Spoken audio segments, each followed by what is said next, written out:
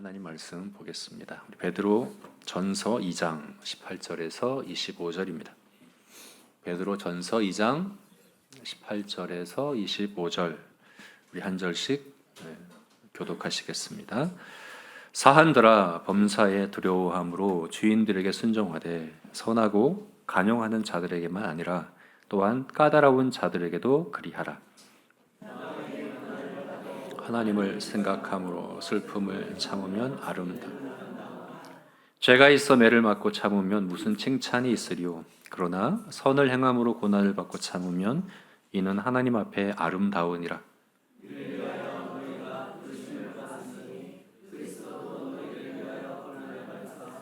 너에게 복을 끼쳐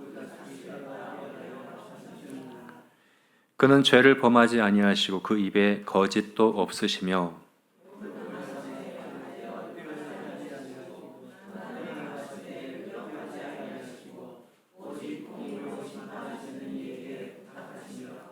친히 나무에 달려 그 몸으로 우리 죄를 담당하셨으니 이는 우리로 죄에 대하여 죽고 의에 대하여 살게 하려 하심이라. 그가 채찍에 맞음으로 우리가 나음을 얻었나니 너희가 전에는 양과 같이 길을 잃었더니 이제는 너희 영혼의 목자와 감독 되신 이에게 돌아왔느니라. 아멘. 네, 앞서 말씀드린 대로 이번 주 오늘이 종려주일, 그리고 오늘부터 고난 주간이 시작됩니다. 그리스도의 고난 우리가 특별히 묵상하며 이 고난을 우리가 우리 삶에 어떻게 적용할 것인가, 그리스도의 고난으로 인한 유익을 우리가 어떻게 누릴 것인가는 두 가지로 우리가 생각해 볼 수 있을 것 같아요. 첫 번째는 치유와 회복을 누리는 거죠. 오늘 24절 말씀 보니까 그렇게 되어 있지 않습니까? 그가 채찍에 맞음으로 우리가 나음을 얻었나니, 예수님이 채찍에 맞음으로 우리가 나음을 얻었다. 나음을 얻었다는 것은 병들어 있었다는 거죠. 그럼 어떤 병입니까? 육체의 질병이 아니죠.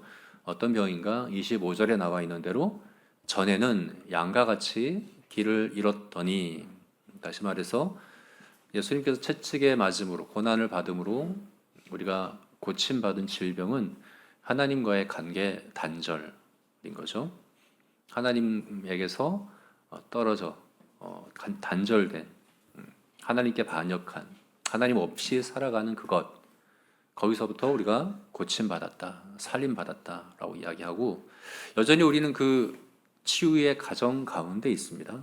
여전히 우리 안에 죄성이 있어서 하나님과의 관계에서 멀어지려고 하는, 하나님 없이 살려고 하는 그런 죄성들이 우리 가운데 있습니다. 그래서 이 고난주간, 이번 한 주간 동안 예수님의 고난을 깊이 생각하시며 또 묵상하시며 또 의지하여서 하나님의 관계가 회복되는 치유가 저와 여러분에게 있었으면 좋겠습니다. 말라기서에서 말씀하는 것처럼 하나님의 그 얼굴에 치유의 강선이 우리에게 비춰지기를, 그렇게 치유의 강선을 통해 치유되는 것은 다른 게 아니라 하나님과의 친밀한 관계이기를, 그런 이번 고난 주간이 되시기를 주님의 이름으로 축원합니다. 근데 이것만이 아닙니다. 그리스도의 고난이 주는 유익, 그리스도의 고난을 우리에게 적용하는 것은 치유와 회복을 누리는 것만이 아니라 오늘 우리가 나누고자 하는 것은 또 다른 측면인데, 그것은 뭐냐면 그 고난에 참여하는 겁니다. 그 고난을 본받는 것입니다. 우리 21절 말씀 다시 한번 읽어볼까요? 21절 우리 같이 읽어보겠습니다. 이를 위하여 너희가 부르심을 받았으니 그리스도도 너희를 위하여 고난을 받으사 너희에게 본을 끼쳐 그 자체를 따라오게 하려 하셨느니라. 본을 끼쳐 자체를 따라온다 하는 것은 무슨 말인가 하면, 쉽게 생각하면 이런 거예요. 왜 이제 글씨 연습하는 그런 교본, 펜글씨 교본, 뭐 한자 교본 이런 거 보면 맨 앞에는 점선으로 이렇게 흐리게 이제 앞에 있죠, 그죠? 그것을 따라 하다 보면 연습이 되는 거예요. 흉내 내서 연습이 되는 거죠. 그걸 지금 얘기하는 겁니다. 너에게 본을 끼쳐서 자체를 따라오게 하셨다. 그것이 그리스도의 고난이다. 예수님의 고난은 우리가 배워야 될 교본으로 주어진 거예요. 우리가 점선을 따라 하듯이 그 본을 따라서 흉내내고 따라하고 그래서 본받아야 될 것으로 우리에게 주어진 것이 예수님의 고난이다 라고 얘기하는 거죠. 그래서 여러분 이번 고난 주간 우리가 이제 보내면서 특별히 우리 예수님의 고난에 내가 어떻게 흉내내고 따라하고 본받을까, 이것을 우리가 또 실천하고 또 적용했으면 좋겠는데, 좀 구체적으로 예수님의 고난에서 우리가 뭘 따라해야 되는 것인가, 무엇을 본받아야 하는 것인가. 예수님의 그 대속의 이제 예수님은 대속을 위하여 고난 받으셨잖아요. 우리가 그걸 따라할 수는 없어요. 사람과 하나님 사이의 중보자는 유일하신 예수 그리스도 한 분뿐이시기 때문에 우리가 그것을 따라하는 건 아니죠. 그럼 뭘 따라하는 걸까요? 자유주의 신학자들은 예수님의 희생 정신을 따라해야 된다. 예수님은 우리의 대속을 위해 죽으신 게 아니라 우리의 사랑의 희생의 본보기가 되기 위해 죽으셨다라고 주장하지만, 그것도 물론 우리가 본받아야 되는 것이긴 하지만 오늘 본문이 이야기하는 건 그게 아니에요. 오늘 본문이 이야기하고 있는 우리가 본받아야 될 예수님의 고난은 무엇인가? 19절, 20절 말씀에 구체적으로 나와 있어요. 우리 19절 말씀부터 보게 되면 사한들아 범사에 두려워함으로 주인들에게 순종하되 선하고 간용하는 자들에게만이 아니라 또한 까다로운 자들에게 그리하라. 19절 부당하게 고난을 받아도 하나님을 생각함으로 슬픔을 참으면 이는 아름다우니라. 19절 말씀에 뭐라고 얘기하고 있냐면 부당하게 고난을 받아도 참으면 아름답다. 그러니까 우리가 예수님의 고난에서 본받아야 될 건 뭡니까? 부당하게 고난 받으며 참는 것입니다. 부당한 고난에서 참는 것, 이게 바로 예수님이 우리에게 주신 교본이다. 고난의 교본이다.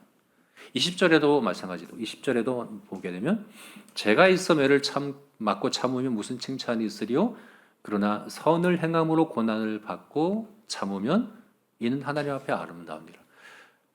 선을 행함으로 고난을 받고 참으면, 이것도 부당한 거죠, 그죠? 내가 죄가 있어서가 아니라 난 잘못한 게 없는데, 나는 선한 것밖에 행한 것이 없는데 오히려 고난이 주어집니다. 그때 참아야 한다. 그걸 참는 것, 그게 바로 우리가 예수님의 고난에서 우리가 본받아야 하는 부분이다라고 오늘 본문이 이야기하고 있거든요. 그런데 여러분, 이게 쉽지 않죠. 사실 잘 이해도 되지 않을 수 있어요. 왜 우리가 부당한 고난을 참아야 할까? 부당한 고난, 사실은 이 부당한 고난을 참으라고 하는 것은 그냥 단순히 고통을 참으라는 게 아니에요. 단순히 고통 참으라고 하는 것이면 오히려 이해가 되죠. 믿음으로 참으면 돼요. 믿음은 인내잖아요, 그죠? 참아야죠. 고통은 참아야죠. 충분히 수긍이 됩니다. 동의가 됩니다. 근데 부당함을 참으라? 부당함은 참으면 안 되는 거 아닌가요?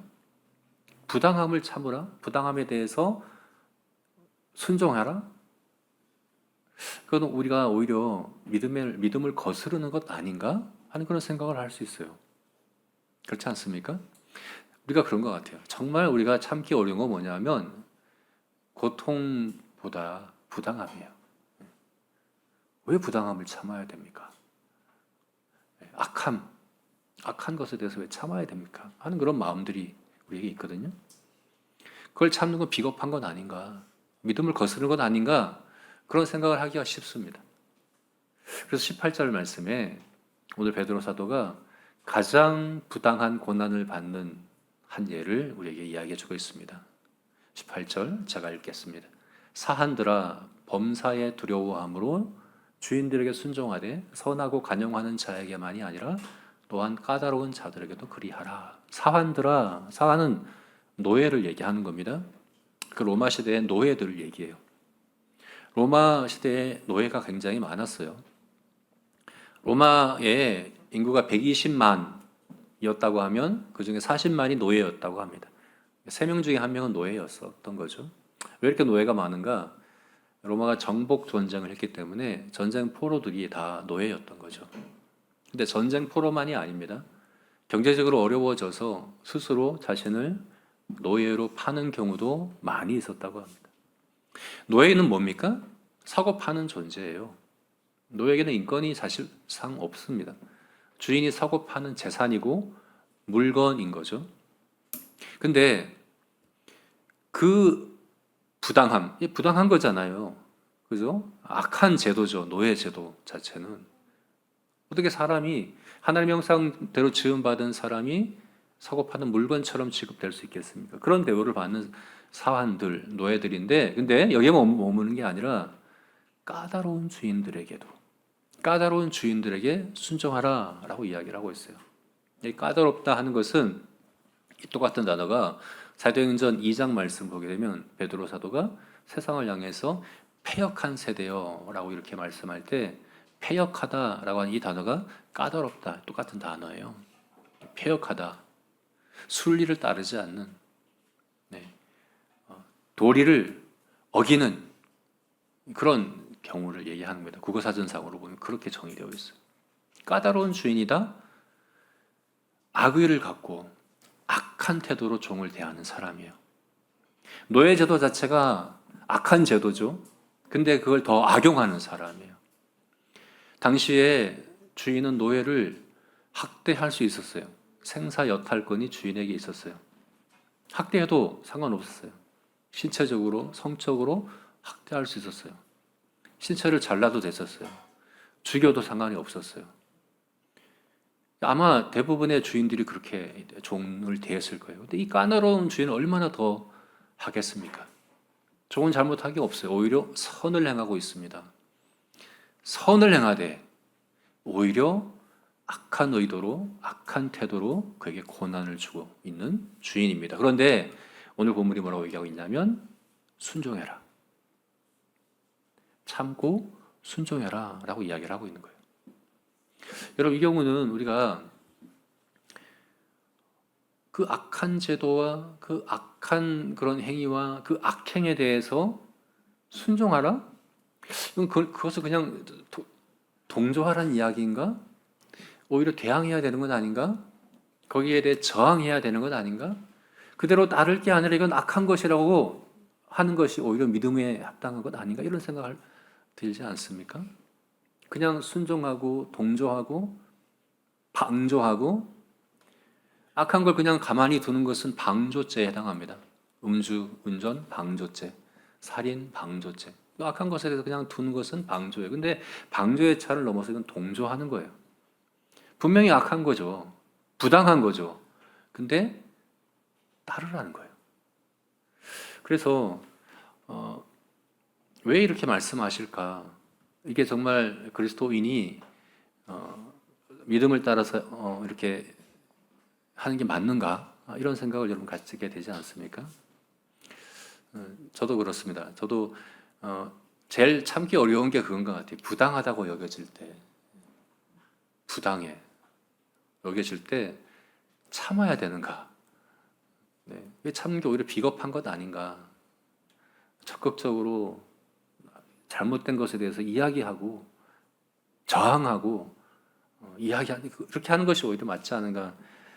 그런 생각을 여러분 갖게 되지 않습니까? 제가 우리 교회 이제 건물 계약이 아직까지 안 끝났는데 그 부당함 때문에 요즘 굉장히 억울합니다. 어떻게 해야 되는가 이런 상황에서 너무 부당한데 말도 안 되는 건데 그래서 오죽하면 우리 성도 중에 한 명이 애고방 바로 갔다고 완고하다고 얘기하는데 정말 그래요. 10번을 찾아갔는데 10번을 말을 어겼어요. 그리고 그래서 하나님이 10가지 재앙을 내리셔야 되나 막 그런 생각도 들 정도. 근데 뭐라고 말씀하십니까? 순종해라, 순응해라, 참아라 이렇게 말씀하는 거예요. 여러분 이해가 되시나요? 왜 그래야 될까요? 그래서 왜 이렇게 말씀하셨을까에 대해서 제가 한번 3가지 이유를 생각해 봤어요. 오늘 18절 말씀에 대한 이유 첫 번째는 이 말씀이 정말 모든 성도들이 따라야 될 명령으로 주어진 게 아니라 그 당시에 그 특수한 상황 가운데 있었던 노예 그리스도인들에게만 주어진 말씀이 아닐까? 이렇게 생각할 수 있습니다. 정말 그렇죠? 여러분, 로마 시대 노예가 할 수 있는 게 뭐가 있겠습니까? 아무리 부당한 제도, 악한 제도라고 하더라도, 까다로운 주인이라고 하더라도, 그래서 노예가 할 수 있는 게 뭐가 있어요? 노예 해방 운동을 하겠습니까? 주인의 그 악함, 그 까다로운 부당한 것에 저항하고 대항하는 데모를 하겠습니까? 할 수 없어요. 아까 말씀드렸듯이 생사여탈권이 주인에게 있어요. 그렇게 해봐야 돌아오는 건 아무것도 없어요. 바뀌는 것도 없어요. 그냥 죽임 당할 뿐이겠죠. 그래서 사실 할 수 있는 게 없어요. 뭡니까? 그래서 베드로 사도가 얘기한 게 뭡니까? 그래서 순종해라. 더 적극적으로 그 주인에게 순종해라 라고 말하고 있는 거다. 이렇게 우리가 생각할 수 있다는 겁니다. 지금 우리 모두에게 해당되는 게 아니라 정말 그것 밖에는 할 수 있는 게 없는 그들에게 부당하지만, 억울하지만, 악하지만 그래도 순종해라. 최선은 아니에요. 그러나 차선으로 그렇게 해라 라고 말씀하는 것이 아닌가 이렇게 생각할 수 있다는 거죠. 근데 여러분, 오늘 말씀은 그게 아닙니다. 그들에게만 준 말씀이 아니에요. 21절 말씀 보십시오. 이를 위하여 너희가 부르심을 받았으니, 여기 너희는 누굽니까? 너희가 이를 위해 부르심을 받았다. 이게 너희 부르심이다. 이게 지금 로마 시대 종들, 노예들에게만 한 말씀이 아니에요. 여기에서의 너희는 누구냐?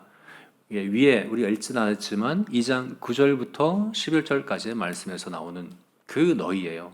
유명한 말씀인데 2장 9절부터 11절 말씀 볼까요? 그러나 너희는 택하신 족속이요 왕 같은 제사장이요 거룩한 나라요 그의 소유된 백성이요 백성이니 이는 너희를 어두운 데에서 불러내어 그의 기이한 빛에 들어가게 하신 이의 아름다운 덕을 선포하게 하려 하심이라. 너희가 전에는 백성이 아니더니 이제는 하나님의 백성이요 전에는 긍휼을 얻지 못하더니 이제는 긍휼을 얻은 자니라. 네, 여기서 말씀하고 있는 너희입니다. 이게 바로 너희를 이처럼 부르셨다. 이게 너희들의 부르심이다 할 때 바로 너희입니다. 종들만 이야기하는 게 아니죠. 노예들만 얘기하고 있는 게 아니에요. 우리 모든 그리스도인에게 이야기하고 있는 겁니다. 저와 여러분에게 이야기하고 있는 겁니다. 우리 모두가 보편적으로 따라야 될 명령입니다. 부당한 일에 대해서, 부당한 고난에 대해서 참고 순종해라. 순응해라. 순복해라. 이렇게 말씀하고 있는 거라는 거죠. 그럼 왜 이렇게 정말 말씀하셨을까? 그래서 제가 두 번째로 생각해 본 이유는 뭐냐면 이게 나라의 그 제도, 사회 그 법과 제도와 질서에 대한 순복, 그것을 따르고 그것을 지켜야 하는 것이 그리스도인의 의무이기 때문에 이렇게 말씀한 것이 아닌가 이렇게 생각을 해봤습니다. 왜 이렇게 생각했느냐 하면 바로 위에 바로 앞 단락에서 베드로 전서 2장 12절부터 14절 말씀에서 지금 바로 그 얘기를 했어요. 그 얘기를 하고 이어서 지금 이 말씀을 하는 것이 아닌가 이렇게 볼 수 있는 거예요. 베드로전서 2장 12절부터 14절 말씀 볼까요? 제가 읽겠습니다. 너희가 이방인 중에서 행실을 선하게 가져 너희를 악행한다고 비방하는 자들로 하여금 너희 선한 일을 보고 오시는 날에 하나님께 영광을 돌리게 하려 함이라. 선하게 가져, 너희 행실을 선하게 가져, 선행을 하라는 거예요. 베드로전서는요 2장 11절까지가 앞단락이에요. 거기에서는 구원에 대해서, 복음에 대해서 설명을 하고 12절부터 그 복음에 합당한 삶에 대해서 실천할 것에 대해서 이제 이야기를 하는데, 베드로가 첫 번째로 복음에 합당한 삶, 실천을 뭐라고 얘기하고 있냐면 선행이라고 이야기합니다. 선행을 해야 한다. 근데 그 선행은 뭡니까?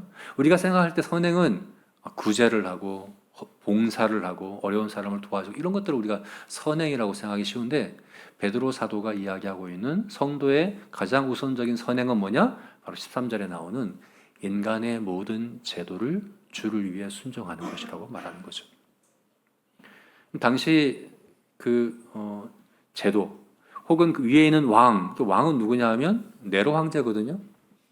당시의 왕은 네로 황제입니다. 반기독교적인 기독교 핍박하는 그런 왕입니다. 그런 제도입니다. 근데 베드로 사도는 뭐라고 합니까? 그 모든 제도를 순종해라, 따라라, 순복해라. 이게 성도가 해야 될 선행이다, 선한 일이다 라고 이야기를 하고 있는 거죠. 왜 이렇게 이야기합니까? 여러분, 우리가 그렇게 생각하기 쉬워요. 착한 일을 해야지, 선한 일을 해야지. 그래서 어려운 사람들도 도와주고 구제도 하고 봉사도 해. 근데 나라의 기본적인 법은 안 지켜요. 법은 막 어겨요. 막 편법을 막 쓰고 그러면서 선한 일을 많이 한다고 해. 그건 사실 외식하는 거라는 거예요. 그 믿지 않는 사람들이 볼 때 그건 말도 안 되는 얘기라는 거예요. 가장 기본적인 선행은 뭡니까? 사회의 법과 질서를 지키는 겁니다. 거기에 충실한 겁니다. 왜 그렇습니까? 하나님의 일반 은총 가운데 국가와 사회의 법과 질서를 사용하고 계시기 때문에 그렇습니다.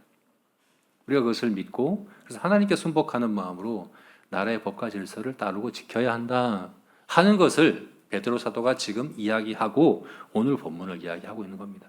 그래서 왜 그 사환에게 부당한, 억울한 그 악한 제도, 악한 태도, 까다로운 주인의 그 억울한 고난에 대해서 참아라, 순종해라. 왜 이렇게 얘기하고 있는가? 이것은 그리스도인이 해야 될 선행으로 나라의 사회의 기본적인 법과 질서를 존중하고 따라야 하기 때문이다. 그래서 이렇게 말한 것이다. 이렇게 우리가 생각할 수 있다는 거죠. 그런가요? 이것도 맞지 않죠? 그렇지가 않습니다.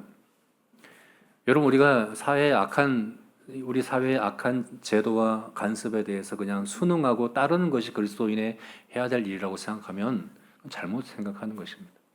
노예제도, 분명 악한 제도죠. 근데 역사학자들이 이렇게 이야기를 해요. 우리 신학자들만이 아니라 역사적 학자들이 노예 제도가 철폐되는 데 있어서 가장 큰 역할을 한 것이 기독교라고 이야기를 합니다. 인간 모든 사회, 모든 역사에 노예 제도가 없었던 적이 없습니다. 우리나라도 과거에 있었어요. 양반과 천민, 신분 제도가 있었습니다. 없었던 나라가 없어요. 심지어 아프리카 안에서도 노예를 부리는 제도가 있었어요. 그게 없는 시대, 그거 없는 나라가 없었어요. 근데 역사를 보면 19세기에 이르러 전 세계적으로 노예 제도가 싹 사라져 버렸어요. 왜 사라졌을까요? 왜 갑자기 사라졌을까? 그 이유에 대해서 역사학자들이 이야기하기를 18, 19세기부터 시작된 히필드와 요한 웨슬레야 같은 복음 전도자들의 활발한 복음 전도를 통해서 마틴 루터 킹과 같은 교회 지도자들의 가르침에 의해서 에브라함 링컨이나 윌버포스 같은 그리스도인 정치인들에 의해서 노예제도가 철폐된 것이다 라고 이야기를 하는 거죠. 성경이 전해지고 가르쳐지고 성경의 가르침이 사회 전반에 이렇게 스며들고 퍼져가면서 이 노예제도라고 하는 이 악한 제도가 철폐된 것이다 라고 이야기를 하는 거죠. 성경적으로도 마찬가지예요. 하나님께서는 노예제도와 같은 하나님 형상으로 창조된 인간의 기본적인 인권을 압제하고 억압하고 학대하고 하는 것에 대해서 하나님은 분명히 악하다라고 말씀을 하세요. 구약 이스라엘 백성들을 보게 되면 하나님께서 이스라엘 백성들을 책망하실 때 책망하신 주된 이유가 물론 우상 숭배도 있어요. 바알과 아세라를 섬기는 우상 숭배에 대해서 책망하시지만 그것만이 아니라 중요한 책망한 이유가 있는데 그건 뭐냐면 가난하고 힘없는 자들을 압제하고 고아와 가부와 나그네와 외국인과 그런 사람들에게 그들을 학대하고 압제하고 저를 속여서 그런 부당한 사회 정의를 이루지 못하는 그런 모습들을 하나님께서는 악하다라고 말씀하시면서 심판을 선포하신 것이거든요. 그리고 출애굽기 20장에 하나님께서 십계명을 주셨잖아요. 근데 21장에 바로 나오는 내용이 뭔지 아세요? 노예에 대한 법이에요. 굉장히 놀라운 것입니다, 여러분. 왜냐하면 그 십계명과 동시대의 법이 함무라비 법전이라고 해요. 함무라비 법전 들어보셨죠? 근데 함무라비 법전 같은 그 동시의 법에 보면 노예에 대한 법 자체가 없어요. 노예는 사실은 인권이 보장되지 않는 존재거든요. 노예에 대한 법 자체가 없어요. 근데 하나님은 가장 먼저 노예에 대한 법을 말씀하십니다. 하나님의 형상으로 창조된 사람들의 그 하나님 형상답게 존귀하게 살아가는 삶에 대해 하나님은 관심이 있으십니다. 하나님 고아와 가부의 아버지라 말씀하십니다. 그들을 돌보십니다. 그래서 하나님이 이 노예 제도라고는 약한 제도에 대해서 우리가 순응하고 거기서 아무런 저항도 하지 말고 그냥 따르고 참아라 라고 말씀하고 있다 생각하면 그것은 잘못된 생각인 거죠. 그건 옳지 않습니다. 그걸 지금 이야기하고 있는 게 아닙니다. 그러면 왜 오늘 본문 말씀에 그 부당한 고난을 받고 있는 종에게 참아라 순종해라 이렇게 말씀한 이유가 뭐냐? 제가 세 번째로 생각한 이유가 뭐냐면 베드로의 성향이 그런 불의에 맞서기보다 순응하는 그런 성향이기 때문에 이렇게 말한 것이 아닌가 이렇게 생각한 거죠. 정말 그렇죠. 예수님께서 이렇게 말씀하셨습니다. 네가 늙어서는 사람들이 너를 띠띠우고 네가 원하지 않는 곳으로 이끌어 갈 것이다 라고 이야기했죠. 젊어서는 안 그랬어요. 베드로는 불의를 보면 참지 못하고 적극적으로 나서고 불같이 이렇게 행동하던 사람이 베드로였습니다. 예수님께서 십자가에 못 박히신다는 말씀을 하시자 예수님마저 꾸짖으며 얘기했어요. 그리하지 맙소서라고 얘기하며 예수님 앞에 나섰던 사람이죠. 그래서 예수님이 그를 사탄이라고 칭하기도 했지 않았습니까? 예수님 체포될 때는 칼을 들어서 대제사장의 종 말고의 귀를 자르기도 했었습니다.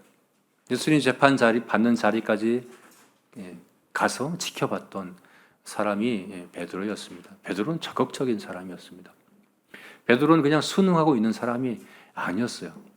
그런데 그런 그가 바뀌었습니다. 오늘 본문 말씀에 부당한 고난에 대해서 순종하라 참으라 라고 말씀하고 있는데 그것은 베드로가 지금 현재 그와 같은 사람으로 변해 있기 때문에 그런 거예요. 무슨 일이 일어난 걸까요? 베드로는 왜 이렇게 변했으며 또 우리에게 이렇게 말씀하고 있는 것일까요? 그 이유가 뭘까?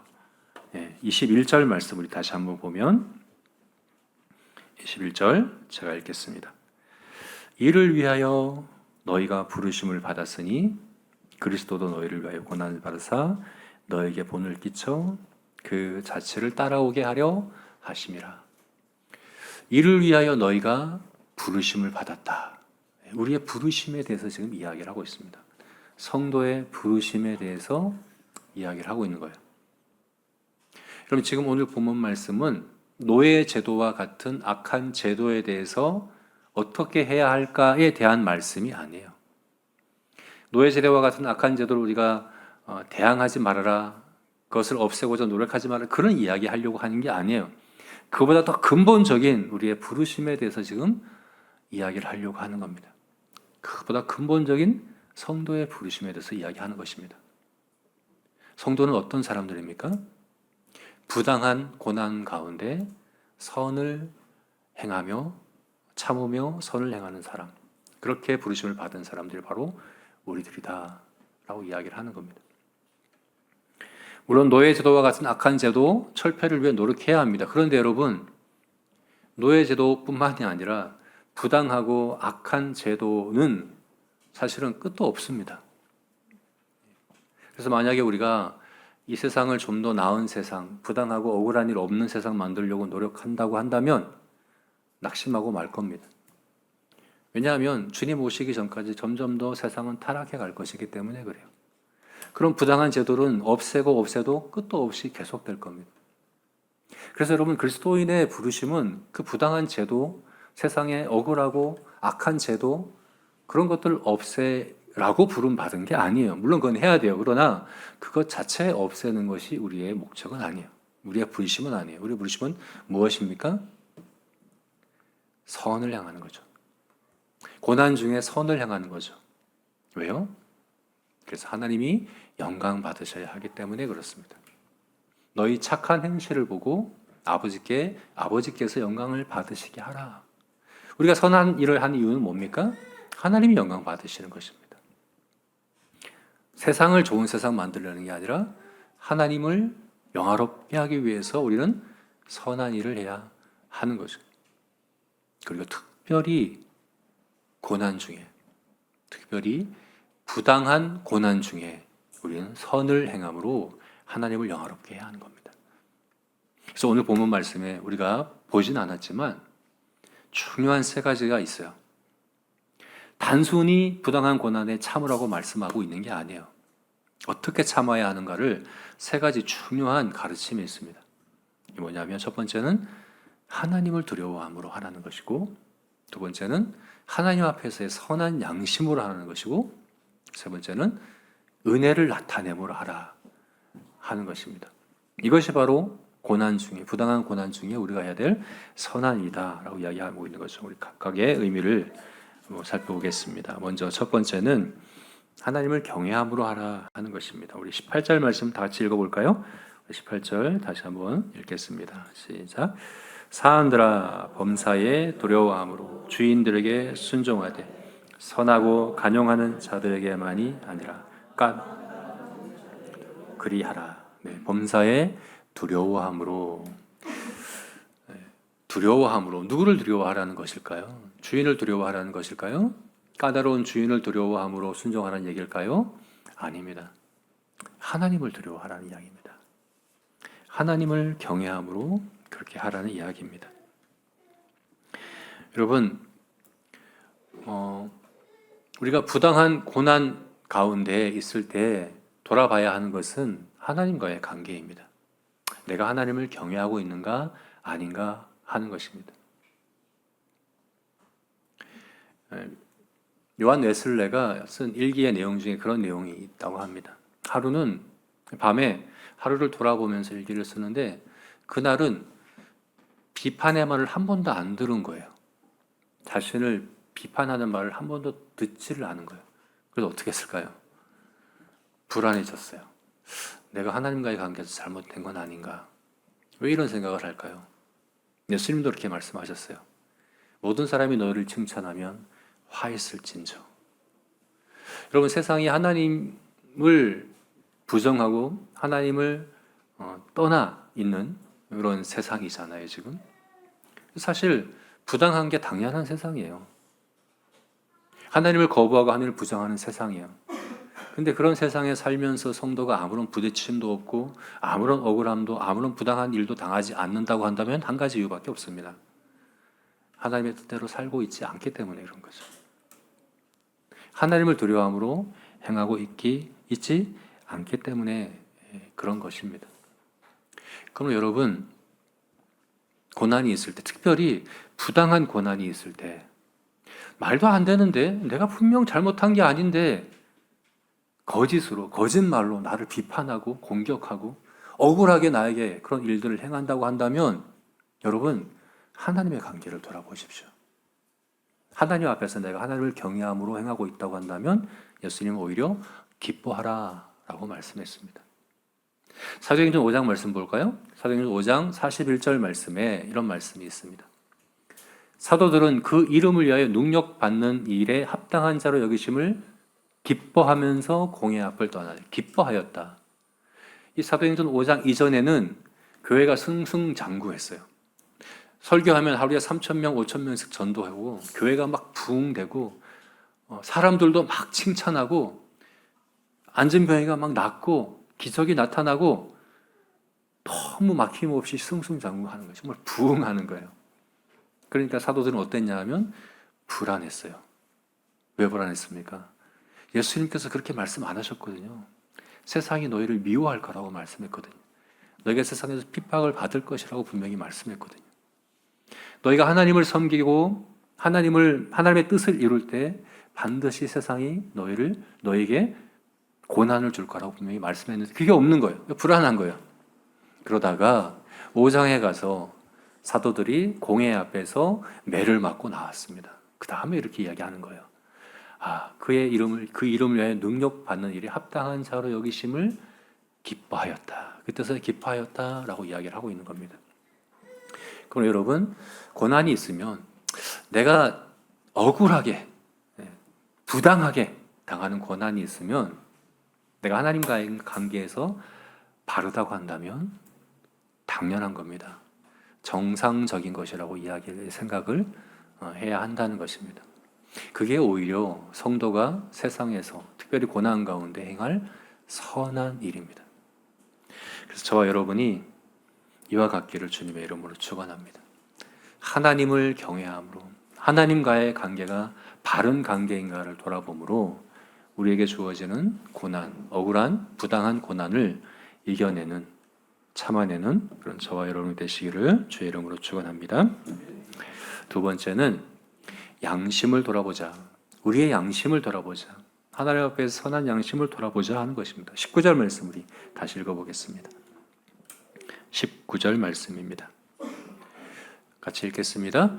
부당하게 고난을 받아도 하나님을 생각함으로 슬픔을 참으면 이는 아름다우나.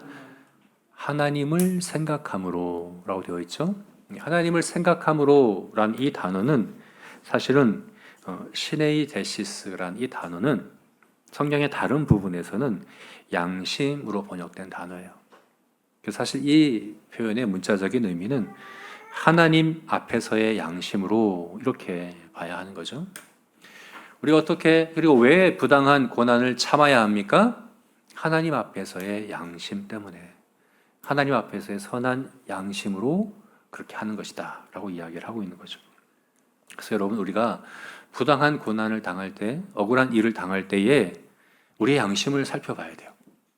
내 양심이 사람들의, 세상의 기준이 아니라, 나 자신의 기준이 아니라 하나님 앞에서, 하나님의 심판대 앞에서 바른가를 살펴보라는 이야기입니다. 그럴 때 하나님 앞에 선한 양심으로서 순종하는 것, 참아내는 것, 그것이 바로 성도들이 해야 될 선한 일이다 라고 이야기하는 거예요. 이게 무슨 의미일까?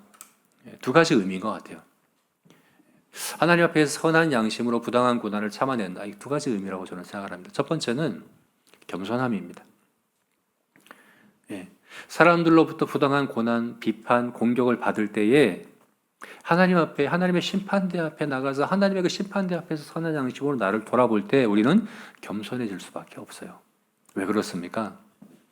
여러분, 우리는 세상에서 누가 그 어떤 사람이 나에게 아무리 부당한 공격과 부당한 그런 비판을 해 오더라도 하나님 앞에서의 내 그 선한 양심으로 비춰볼 때 사실은 훨씬 더 우리가 악한 자라는 것을 알게 됩니다.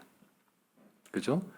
그 누가 나에게 100% 거짓말을 갖고 공격을 하더라도, 그래서 나를 아무리 내리다 하더라도 정말 하나님의 그 기준에 비춰봐서 내가 얼마나 악한 자인가, 죄인인가에 비춰본다고 한다면 사실은 절반도 못 미치는 거죠. 그죠? 그래서 부당한 공격과 억울한 일을 당할 때 하나님 앞에 나아가서 우리 양심을 하나님의 심판대 앞에 비춰봄으로 겸손케 되는 저와 여러분이 되었으면 좋겠습니다.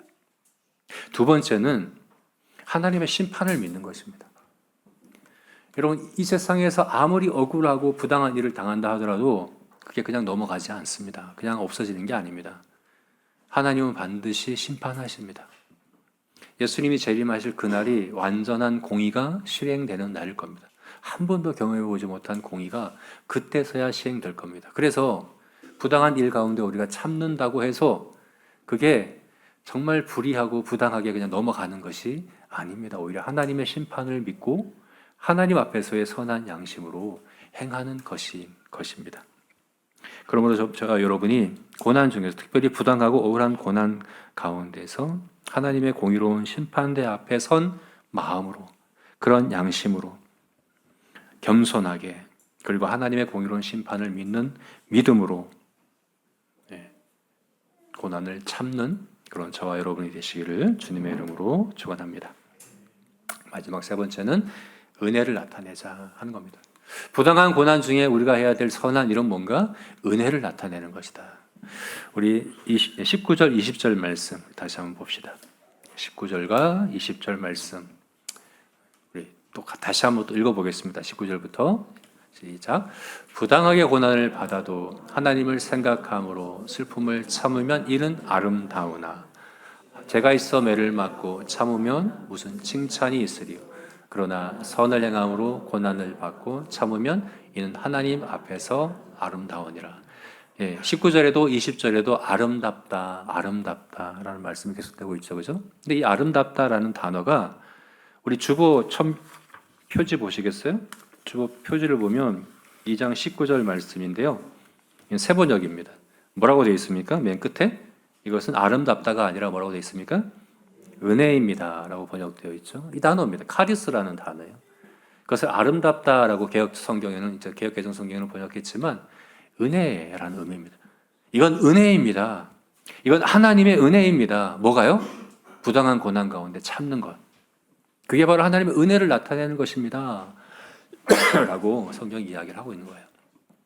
아까 봤던 것처럼 우리를 어두움 가운데서 불러내어서 기이한 빛에 들어가게 하신 이의 아름다운 덕을 선전하게 하려 함이라. 이 아름답다 할 때 이것도 은혜입니다. 은혜의 덕을 선전하게 하려 함이라 라고 이야기를 하고 있는 거죠. 여러분, 우리가 성도가 이 땅 가운데서 해야 될 가장 선한 일은 뭘까요? 바로 하나님의 은혜를 나타내는 겁니다. 왜 그렇습니까? 하나님의 영광은 은혜에 있기 때문에 그래요. 하나님은 은혜를 통해 영광을 받으세요. 근데 은혜가 뭡니까? 자격 없는 자에게 주어지는 호의입니다. 자격 없는 자에게 값없이 주어지는 것, 그것이 바로 은혜인 거죠. 저와 여러분이 다 그런 은혜로 구원받은 자들입니다. 그 은혜로 우리가 구원받았습니다. 그죠? 그런 부르심을 받았습니다. 그래서 그 은혜를 나타내는 일을 우리가 해야 하는 거죠. 근데 그 은혜를 나타내기 가장 적합한 환경이 뭘까요? 가장 적합한 조건이 어떤 그 조건일까요? 바로 이거죠. 부당하게 고난당한 그 상황이죠. 자격 없는 그들에게 그렇게 은혜를 호의를 베풀 그럴 자격이 없는 그들에게 어떻게 합니까? 은혜를 보여주는 거죠.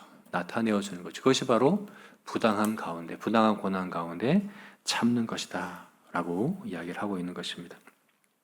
그러면 여러분, 고난 중에 특별히 억울하고 부당한 일을 겪는 그런 고난 중에 우리가 해야 될 가장 최선의 일, 가장 선한 일은 하나님의 아름다운 것, 하나님의 그 은혜를 나타내는 것이라는 사실을 우리가 믿고 그것이 바로 우리의 사명이라는 것을, 그것이 바로 우리가 이루어야 될 최선의 사명이라는 사실을 믿고 그렇게 행하는 저와 여러분이 되시기를 주의 이름으로 축원합니다. 아멘. 네, 말씀을 맺겠습니다. 이번 고난 주간, 오늘부터 시작되는 고난 주간 어떻게 우리가 보내야 되겠습니까? 선한 일을 하십시오. 어떻게 선한 일을 합니까? 그리스도의 고난을 본받고 동참함으로. 어떻게 그리스도의 고난을 동참합니까? 억울하고 부당한 고난 중에서 하나님을 경외하는가, 하나님과의 관계를 돌아보며 하나님 앞에서 내 선한 양심을 가지고 그리고 하나님의 은혜를 나타내고자 애씀으로 그렇게 부당한 고난, 억울한 고난을 참고 이겨내는 그런 저와 여러분이 되시기를 주님의 이름으로 축원합니다.